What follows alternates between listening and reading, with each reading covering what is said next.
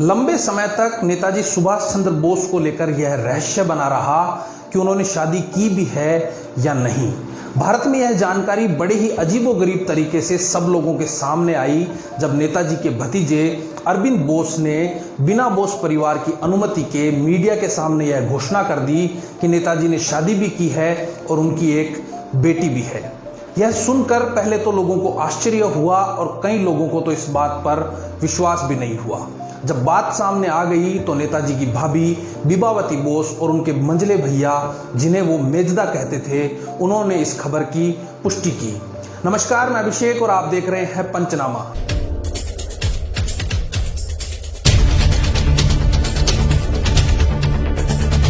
बात 1934 के उन दिनों की है जब अपने निर्वासन के दिन नेताजी यूरोप में काट रहे थे।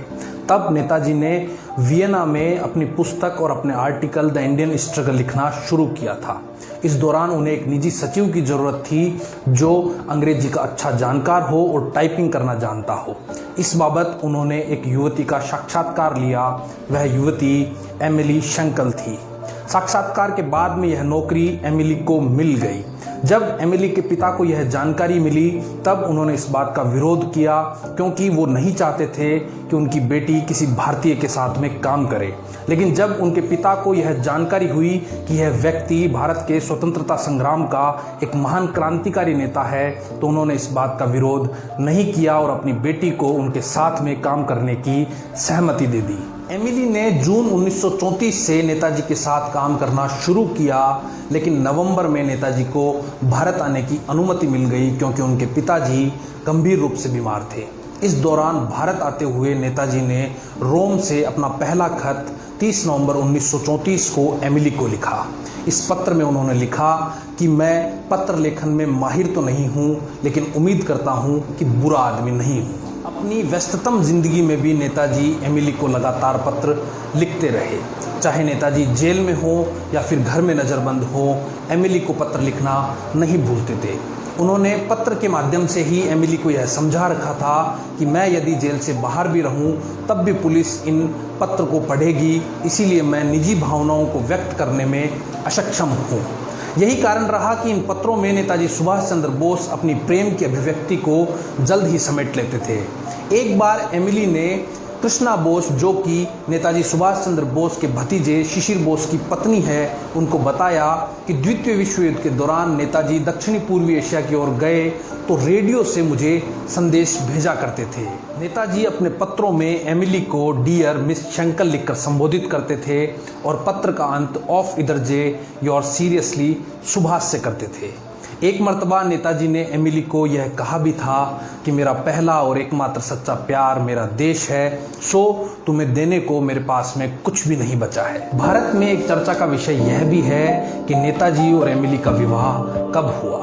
नेताजी के परिवार वालों का मानना था कि इन दोनों का विवाह 1941 में हुआ जब नेताजी बर्लिन में थे। आगे चलकर खुद एमिली इस गुत्थी को सुलझाती हैं और कृष्णा बोस को बताती हैं कि हम दोनों का विवाह 26 दिसंबर 1937 को ऑस्ट्रिया के एक सुंदर स्पा में हुआ। आपको जानकारी हो कि 26 दिसंबर एमिली शेंकल का जन्मदिन है। आगे एमिली बताती हैं कि नेताजी उनके लिए भारत से सुगंधित धूप लाया करते थे और एक मर्तबा नेताजी भारत से स्वामी विवेकानंद की पुस्तक थॉट्स ऑन वेदांता भी उनके लिए लेकर आए थे। 1938 में जब नेताजी कांग्रेस के अध्यक्ष बने, इस दौरान उनका एमिली से लंबा वियोग चला, लेकिन अपने उथल पुथल भरे जीवन में भी नेताजी एमिली को पत्र लिखना नहीं भूलते थे। अपने पत्र में भी वो राजनीतिक गतिविधियों का बहुत कम जिक्र करते थे और खुद एमिली उनके राजनीतिक जीवन में बहुत कम रुचि रखती थी। जब नेताजी को कांग्रेस का अध्यक्ष बना दिया गया तो पत्र में उन्होंने सिर्फ इतना लिखा कि आज की तिथि में मुझे कांग्रेस का अध्यक्ष बना दिया गया है। अप्रैल 1941 को नेताजी बर्लिन पहुंचे।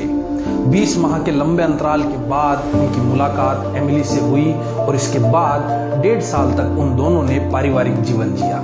लेकिन इसी दौरान विश्व युद्ध एशिया तक फैल गया और नेताजी को एशिया जाने पर मजबूर होना पड़ा। उनकी योजना थी कि वो रोम के हवाई अड्डे से एशिया पहुंचेंगे, लेकिन इस योजना का भेद जल्द ही खुल गया और उनको यात्रा रद्द करनी पड़ी। यदि यह योजना उनकी सफल हो जाती तो वो अपनी नवजात बेटी अनीता, जिसका जन्म 29 दिसंबर 1942 को वियना में हुआ था उसको कभी भी देख नहीं पाते। फरवरी 1943 में काफी मशक्कत के बाद में नेताजी एक पनडुब्बी की सहायता से एशिया पहुंचे और अपनी गतिविधियां तेज की। यहाँ पर रहते हुए उन्होंने अपने भाई शरद चंद्र को पत्र लिखा, जिसमें उन्होंने अपने बेटी के जन्म के बारे में जानकारी दी और यह भी लिखा कि उनके अधूरे कामों को उनकी बेटी और उनकी पत्नी पूरा करेगी। 18 अगस्त 1945 के दिन एमिली शेंकल रसोई घर में काम कर रही थी और रेडियो चालू था। तभी उस पर एक खबर आई कि ताइवान के अंदर एक विमान दुर्घटना हुई है जिसमें भारत के क्रांतिकारी नेता सुभाष चंद्र बोस की मौत हो गई है, मतलब आज ही के दिन। लेकिन कई लोगों का मानना है कि ताइवान में इस दिन कोई विमान दुर्घटना हुई ही नहीं थी। कई लोगों का यह भी मानना है कि विमान दुर्घटना हुई तो थी लेकिन नेताजी उसमें बच गए थे। कई लोगों का यह भी मानना है कि इसके बाद में भी नेताजी कई साल तक जीवित रहे लेकिन भारत नहीं लौट सके। उनकी मौत का राज देर सवेर खुलना तय है। तब तक आप देखते रहिए पंचनामा। बहुत बहुत धन्यवाद।